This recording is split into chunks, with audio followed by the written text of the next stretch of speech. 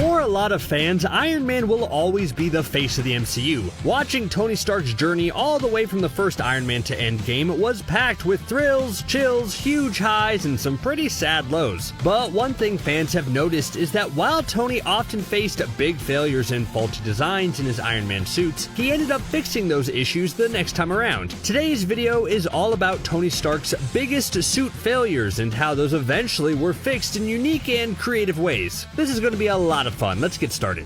Got any other bad ideas? I want to start off by highlighting a heartbreaking feature to the Iron Man suits as well as the Spider-Man suits that Tony created. You all remember Captain America Civil War, right? You know, the one where our favorite Avengers beat up each other relentlessly and then were so fractured that later Thanos was able to waltz right in and wipe out half the universe? Yeah, that one. Anyways, the big selling point for that film is the giant airport fight which saw Tony Stark's group take on Captain America's group. Everyone ended up hurt in some capacity here, but obviously it's clear who the biggest loser was. While Captain America was flying away, Iron Man and War Machine were hot on his trail. Sam Wilson flew in to start running interference, leading to War Machine asking Vision to shoot Falcon down. Now, you could argue that Vision really should have perfect aim given his advanced powers paired with the Mind Stone, but he was also in a slightly compromised position where he was holding Wanda, the woman he loves. We know Wanda is the only one to make him a little frazzled. I mean, just look at the What If episode that dealt with zombies to see just how far Vision's love for Wanda will go. So he probably wasn't in the best mindset to shoot down an enemy. He fired a beam at Sam, who dodged it pretty easily, resulting in the blast hitting War Machine's armor in just the right spot that shut down the suit. Tony had to watch his friend plummet to the earth in a suit of Tony's own design. That had to be painful. Rhodey ended up alive and overall eventually got better, but for a while he was paralyzed. So how did Tony fix this in later suits? By making sure everyone came with a built-in parachute. This is showcased in Spider-Man Homecoming when Peter first fights the Vulture. Adrian Toomes snatches Peter and starts taking him to a higher altitude to presumably drop him. Once they reach a certain height and Peter has no control, his suit deploys an automatic parachute. Now, this parachute doesn't necessarily work perfectly as Peter gets a little tangled in it, but it's the thought that counts, right? Tony wants to make sure his friends using his technology are never left in the position Rhodey was in again. I wouldn't be surprised if War Machine's new armor has a parachute that works independently of the suit's power core, just in case power is ever severed again. I want to take us all the way back to the first Iron Man film, where we got to see a suit issue that Tony dealt with not only get fixed in the same movie, but also helped him defeat the film's overall big bad. In the film, when Tony was making his suits for the first time, his Mark II armor was the first one to be able to fly properly. But there was an issue. It faced an icing problem. Higher altitudes caused atmospheric icing and for the suit to overall freeze and malfunction. If you want to get technical beyond just saying, hey, it's pretty cold up in the sky, I can explain how that Mark II was created using a chromed titanium steel alloy. Well, obviously, as we all know, the solution for this is to use gold titanium alloy instead, with ceramic plating and silicon-infused steel. As Tony puts it in the movie, they used the same gold titanium alloy from a satellite in order to help it not freeze. And then in some techno-babble, Tony mentions how using this ensures fuselage integrity and maintains power-to-weight ratio. Yeah, because we all passed science in high school and understand all that, right? Well, if not, then I prefer a much simpler explanation of previous suit bad, new suit good. And then this factored into the final fight when Tony was fighting Obadiah Stane in his Ironmonger suit. Although Stane's suit seemed to be more of a powerful weapon, it still was made from the old prototypes, which means the icing problem hadn't been fixed yet. It caused Stane to come crashing down to Earth in spectacular fashion. The reason this moment worked so well is that it presented a difficult problem for Tony Stark to overcome at the beginning, had him fix it in an intelligent way that only he could, and then used that weakness on a stronger opponent in order to come out victorious. It's a testament to Stark's character and his genius-level intellect.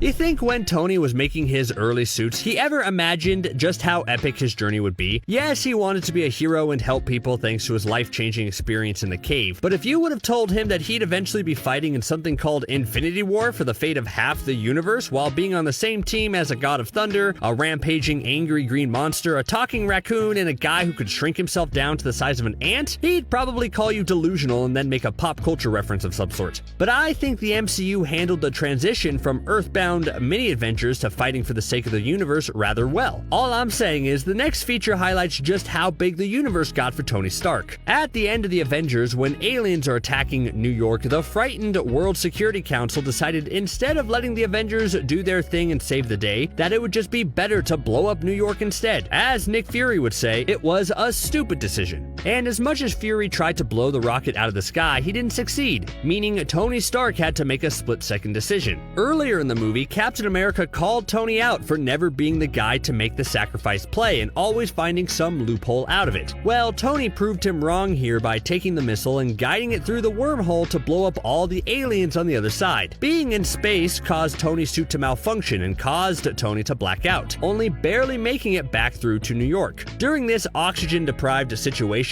Tony's anxiety and fear of the big one officially started, and it shaped who he was as a hero for the rest of the franchise. But on top of that, he learned that his suit should probably be able to operate in space. As evidenced by Infinity War, Tony upgraded his suit so that he could actually operate in the cosmos without passing out immediately. Good call, Tony. And side note, I'm just overall sad we never got to see a full functional Iron Man spacesuit. Yes, it worked in small doses, but I don't think Tony could just hop into a suit and fly to Neptune for a weekend trip with Elon Musk. There were once rumors before the movie came out that Iron Man 3 would end with a post-credit scene of Tony flying up into space in a new suit and meeting the Guardians of the Galaxy. Hey, maybe we can see that in a What If episode. The next one is another Iron Man suit failure that Tony ended up fixing for Spider-Man's suit, but you could easily make the case that he upgraded his own suit as well. Iron Man 3 is one of the most controversial movies in the MCU. Unlike Iron Man 2 or Thor: The Dark World, which both are almost universally agreed to be disappointments, Iron Man 3, I think you'll find an even split of people who either think it's in the top 5 best MCU films or the top 5 worst. No one seems to think that it's just okay. Sure, it's not as powerful of a divide like The Last Jedi, but let's be honest, nothing is going to be. Iron Man 3, more so than anything, was about Tony Stark's anxiety and fear and whether Tony could be Tony Stark without the Iron Man suit. This meant that a lot of the time had to be spent with just Tony Stark rather than Iron Man, which led to the mid-movie surprise where Tony passes out in the suit and Jarvis ends up whisking him off to the middle of the Arctic. Oh, what? He didn't go to the Arctic? That's just what Tennessee weather is like in the winter? Oh, hard pass. Might as well be the Arctic. Anyway, when Tony woke up, he was in the middle of that frozen landscape and had to lug his suit to find someone who could help him. Well, obviously Tony wants to do something about the cold, because in Spider-Man's suit it came with a built-in heater. That's better, thanks. And so did presumably every Iron Man suit that came after. I'm sure inside those super suits gets really hot and sweaty, but a built-in heater for when you get trapped in a winter wonderland will always be helpful.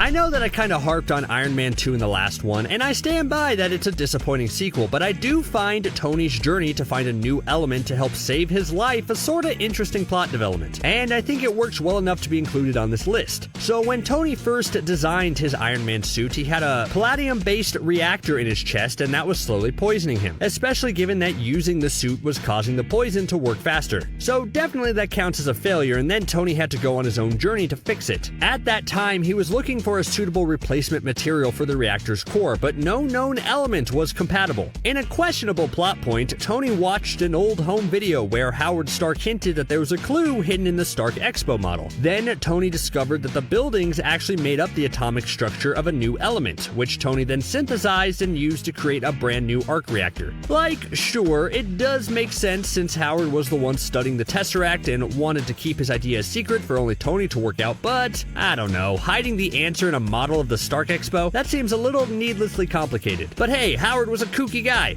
But overall, this was another instance of Tony needing to fix a problem with his suit and then coming out stronger because of it. So this one I thought was interesting to think about, because yes, Ultron was an evil creation and almost destroyed Earth in this universe, as well as becoming the ultimate threat across the multiverse in What If, but I think you could argue that Ultron was an upgrade after Tony Stark's failures with AI and the Iron Legion in Iron Man 3. Let me explain a bit. In Iron Man 3, Tony Stark started experimenting a lot with his Iron Legion force. He was dealing with his trauma by creating suit after suit, but I think this had a lot of limitations. For one, the quality of these suits seemed to be suffering, as evidenced by how after saving everyone from the plane, playing the biggest game of Barrel Full of Monkeys ever, the suit broke apart after being hit by a truck. And even getting through that whole situation was a dilemma, as Tony was trying to be in two places at once. But then in Age of Ultron, Tony wanted to upgrade his Iron Legion even more by having it be smart enough to work independently without him. And even though the results were devastating, you have to admit that his beginning goal of creating an intelligent enough AI that could work by itself after going through the trial and error process of remote control suits in Iron Man 3 was overall a success. Sure, that success almost led to everyone being wiped out, but still, I think it counts. Okay, this is just sounding like I support Ultron, and I find that pretty problematic. I think it's safe to say that Tony Stark got his butt kicked by Thanos. Even with his fancy nanotech suit, he still wasn't a match for the Mad Titan and mostly only was able to draw a drop of blood. But this harrowing defeat that led to the universe being decimated and Tony Stark on a ship playing games with Nebula for weeks led to the creation of arguably the most powerful Iron Man suit of all time. Even though Tony spent a lot of time recovering and giving up and saving everyone, when they got the chance to retrieve the stones from different points in time, the fire reignited within him. It led to him making a new Infinity Gauntlet that was capable of containing and harnessing the stone's power. Sure, it didn't really work out for him because he still ended up in that great iron scrap heap in the sky, but I think it goes to show that if Tony had ended up surviving the snap, the next suit he would have made would have been basically on a god tier level, don't you think? He would have found a way to make a suit that could harness the Infinity Stones without harming the user. At least, that's what I think. I think one of the funniest moments in the first Avengers movie is that when Tony gets zapped by Thor's lightning, it doesn't end up hurting, but rather ends up charging his suit and making Tony more powerful. And I would like to think this is because of Tony's experience with Whiplash in Iron Man 2. Whiplash is nobody's favorite villain, but he did wield a unique weapon set that did end up hurting Iron Man's suit. I'm sure there's a deleted scene out there somewhere that sometime in between Iron Man 2 and the Avengers, Tony remembered the sting of getting electrocuted. So he fixed his suit in order to handle that better. So when the God of Thunder came to Earth, it was a happy coincidence. We saw the Hulkbuster armor a few times in the MCU. The first time was to fight the Hulk, the other times it was piloted by Bruce Banner because the Hulk wouldn't come out to play, which is kind of funny if you think about it. But I do think you saw a definite improvement from the first Hulkbuster to the second one. Even though the Hulkbuster was designed to take down the Hulk, in Age of Ultron the two seemed pretty evenly matched. So you have to imagine the second version that we saw in Infinity War was even stronger. And it's been argued that the Hulkbuster we saw in Infinity War wasn't even being used to its full potential. People argue that if Tony was making nanobot suits at this time, then that would mean the Hulkbuster should have been outfitted with some of that latest technology. But it was only because Banner was an inexperienced pilot of the armor that we didn't see any fancier gadgets and moves. I believe that, don't you?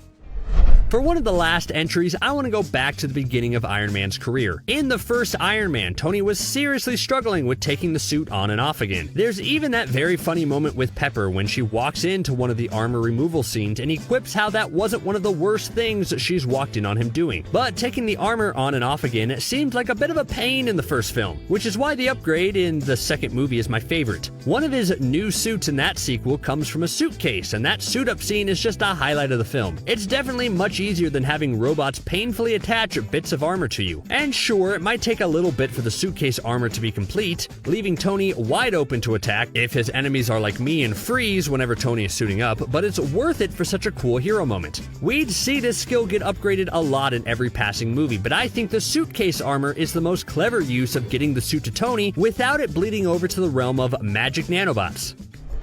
And speaking of nanobots and nanotech, I'll end this video talking about that magical fix-all. Tony definitely came a long way from the first Iron Man movie. First, his suits were grounded in realism, and then they ended with him having specialty nanotech and nanobots that could create literally any weapon he wanted with just a thought. But I've heard the argument that the upgrade from regular suits to nanotech was actually partially caused by Tony's loss in Civil War, and Ant-Man is even to blame? Well, on some level it makes sense. During the airport fight, Ant-Man was able to shrink and sneak into Iron Man's suit, causing a lot of damage as he started unplugging things and generally causing a big ruckus. It caused Tony's suit to malfunction, leading to Tony having to flush Ant-Man out of his system. But think about this huge security breach. If Ant-Man really wanted to, he could have become Giant Man inside Tony's armor, and then Tony probably wouldn't have survived. That would have been an embarrassing way for Earth's greatest protector to end his time in the MCU. I think besides all the fancy new weapons, the nanotech specifically stops attackers like Ant-Man from infiltrating the suit, which is an incredibly valuable upgrade. It also reinforces what the show What If tried to tell us, that someone with shrinking abilities is probably the greatest threat if they used it for malicious intent. I'm just saying Ant-Man probably would have had a better chance to beat Thanos than Iron Man did on Titan.